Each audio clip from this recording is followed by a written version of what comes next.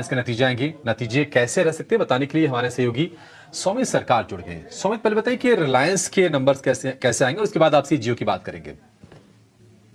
हम तो muted set of numbers की एक्सपेक्टेशंस है। रेवेन्यू सिर्फ 2% से हायर हो सकती है, बट एबिटा में करीब 2% की गिरावट की एक्सपेक्टेशंस है। मार्जिन में भी करीब 70 बेसिस पॉइंट से डिक्लाइन आ सकता है 17% के आसपास। और नेट प्रॉफिट अगर आप देखेंगे तो वहां पे 3% का फॉल आने का एक्सपेक्टेशंस है। अब सेगमेंट वाइज अगर हम देखें तो रिटेल सेगमेंट की परफॉर्मेंस अच्छी आने की एक्सपेक्टेशंस है, 5% हायर होगा रेवेन्यू।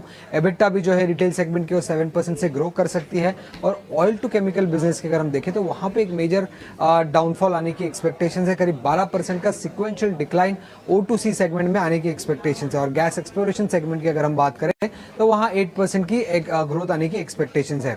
अब अगर आप देखेंगे तो रिटेल और गैस एक्सप्लोरेशन सेगमेंट की जो एबिटा होगी थर्ड क्वार्टर में वो हाईएस्ट एवर आने की एक्सपेक्टेशंस है। सारे सेगमेंट्स में इंप्रूवमेंट देखने को मिल सकता है सिवाय के O2C सेगमेंट में। O2C सेगमेंट में वीकनेस इसलिए है क्योंकि Q3 में लोअर थ्रूपुट था और लोअर मार्जिन भी था। लोअर थ्रूपुट इसलिए था क्योंकि प्लांट शटडाउन था, और मार्जिन इसलिए कम थे क्योंकि पेट्रोकेमिकल के जो स्प्रेड्स थे वो सिक्वेंशियल बेसिस पे कम हुए थे। अब रिटेल सेगमेंट की अगर हम बात करें तो वहां पे इंप्रूवमेंट इसलिए थी क्योंकि स्टोर फुटप्रिंट ज्यादा था, हायर फुटफॉल्स था, और ऑपरेटिंग लेवरेज का भी बेनिफिट कंपनी को Q3 में मिल सकता है। अब गैस एक्सप्लोरेशन सेगमेंट की अगर हम बात करें तो वहां पे सिक्वेंशियल ग्रोथ इसलिए था क्योंकि कॉस्ट जो थे, ऑपरेशनल कॉस्ट वो लोअर साइड पे थे, और गैस आउटपुट जो है कंपनी की वो भी सिक्वेंशियल बेसिस पे बढ़ चुकी है। तो इन्हीं कारणों की वजह से अगर आप देखेंगे तो सिवाय O2C सेगमेंट के सिवाय अगर आप देखेंगे तो बाकी सारे सेगमेंट्स में सिक्वेंशियल इंप्रूवमेंट आने की एक्सपेक्टेशंस है। गैस का और रिटेल का प्रदर्शन काफी अच्छा रहने की उम्मीद है, लेकिन O2C यानी कि ऑयल टू केमिकल, वहां पर एबिटा में 12% के आसपास का हिट दिखेगा। सौमित, जियो को लेकर क्या उम्मीदें हैं, कौन से आंकड़े फोकस में रहेंगे?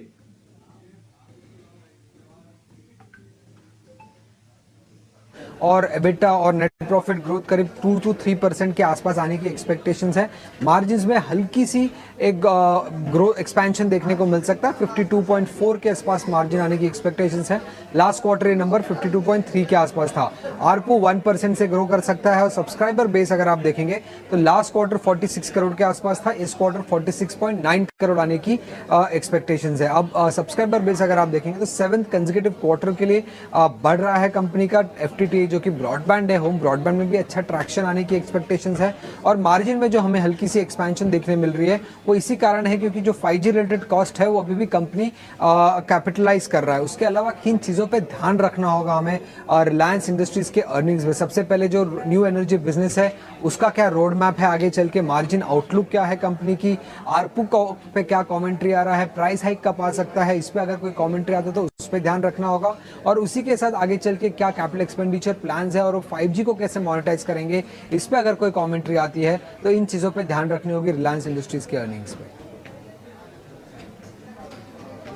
शुक्रिया सौमित इस जानकारी के लिए, पूरा अनुमान बताने के लिए कि रिलायंस के नतीजे कैसे आएंगे और कहां पर विशेष ध्यान रखना चाहिए। O2C को लेकर थोड़ी सी प्रॉब्लम दिख रही है। एक और मेहमान को शामिल कर लेते हैं। कुश बोहरा हमारे साथ हैं। कुश, बहुत शुक्रिया आपका समय देने के लिए। सबसे पहले आपसे रिलायंस की बातचीत कर लेते हैं। आज शुरुआती घंटे कारोबार में जहां पर रिलायंस था, फिर बीच में हमने देखा नीचे गया 27 रुपए के आसपास तक जाके फिर से रिबाउंड दिखाया। इस वक्त आधे % के आसपास की ही मजबूती है। कुछ नतीजों से पहले करना क्या चाहिए रिलायंस में, और कौन सा लेवल है जहां पर किसी के पास अगर रिलायंस हो तो स्टॉप लॉस लगा के चलना चाहिए? जी अभिषेक, सबसे पहले very good afternoon to you, to the entire panel and to all the viewers. Well देखिए, ओवरऑल सेटअप अगर मैं अभी भी देखूं तो रिलायंस का हमें यहाँ से पॉजिटिव ही लग रहा है। इसी तरह की कोई नेगेटिविटी है नहीं। पिछले 3 से 4 दिनों में जो हमने थोड़ा सा यहाँ पे रिलायंस को 2800 के लेवल से स्लाइड होते हुए देखा है, आप इसे बिल्कुल बड़े सेफली प्रॉफिट बुकिंग कह सकते हैं। अब यहाँ पे जो आपका क्वेश्चन है कि कौन से लेवल पे यहाँ पे स्टॉप लॉस होना चाहिए, सो आई एम अज्यूमिंग कि अगर आप ट्रेडिंग पोजीशन की बात कर रहे हो तो यहाँ पे एक अच्छा जो स्टॉप लॉस का लेवल बनता है वो है 2675 2680 का जो लेवल है इसके आसपास का। अगर इसके नीचे स्लाइड होता है तब हो सकता है कि थोड़ा सा यहाँ पे और सेलिंग प्रेशर जो है ये बढ़ जाए। बट मेरे हिसाब से this Reliance typically being an investor counter, यहाँ पे डिप्स पे अक्यूमुलेट करने की ही जो व्यू है ये बना के चलनी चाहिए। तो ओवरऑल सेटअप पॉजिटिव है। किसी भी तरीके का डिप आए तो अक्यूमुलेट करते चले। और ऊपर में 2800 का जो रिसेंट हाई टच किया था ये तो पहला टारगेट है ही, but beyond that I think 2925 का जो लेवल है वो सेकंड टारगेट के तौर पे हम रिलायंस इंडस्ट्रीज में देख रहे हैं। अगर आप चैनल पर पहली बार आ रहे हैं तो ज़रूर चैनल को सब्सक्राइब करके बेल आइकन प्रेस कर लो ताकि आने वाली जितनी भी अपडेट्स हैं सभी कंपनी से रिलेटेड उसका नोटिफिकेशन आपको सबसे पहले मिल सके।